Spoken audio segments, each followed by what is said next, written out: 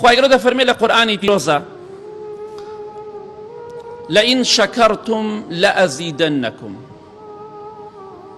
ئەگەر ئێوە سپاس و ستایشی خوای پەروەردگار بکەن لەسەر ناز و نیعمەتەکان لەئەزیدەنەکم ئەو ناز و نیعمەتانەتان بۆ زیاد ئەکەم.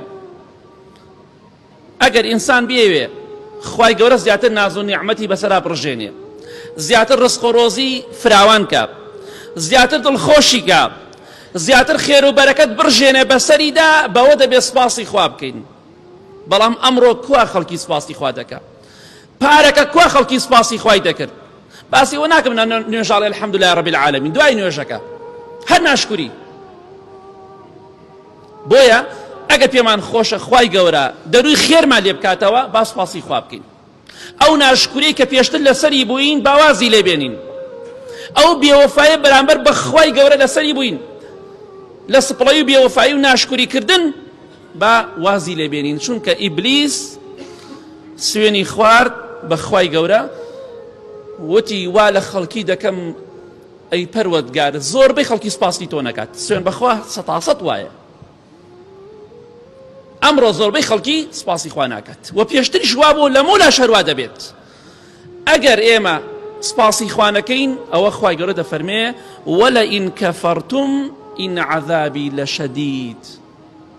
ئەگەر ئێوە ناشکوری بکەن عەذابی من، سزای من، تۆڵەی من زۆر بەقووەت و بەهێزە. ئەوەندە پێشتر وتان خوا بیبڕێ، خوا ئەم ژیانە ببڕێ، خوا ئەم حاڵە ببڕێ، وەڵا بڕی، بەس نەک بەهۆی دوعای ئێوە، دڵتان خۆش نەبێت دوعامان قبوڵ بوو، بەهۆی ناشکوری ئێوە خوا بڕی. زۆر ناشکوریمان کرد. ئەو خەڵکە هەر ناشکوری دەکات. ڕۆژێک بوو کە سابەت عیبی نەبوو، بازار عیبی نەبوو، پارە باران بوو، هەر خەڵکی ناشکوری دەکرد. خۆ شتێک نێ تازە خەڵوای لێ هات بێ، لەم قەیرانەوای لێ هات بێ.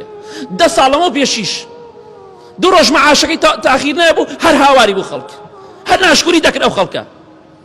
والله سوێن بەخوا 4 نەفەر نابینی مەعاشەکەی وەرگرێ و کەسابەتەکەی چاک بوو سپاسی خوا بکە، هەمووی ناشکوری دەکرد. هەی خوا بیبڕێ، خوا بیبڕێ، خوا بیبڕێ، دەخوا بڕی. و خراپتریشمان بەسەرا دێنی ئەگەر بە خۆماندا نەچینەوە. ئین عەذابی لەشەدید.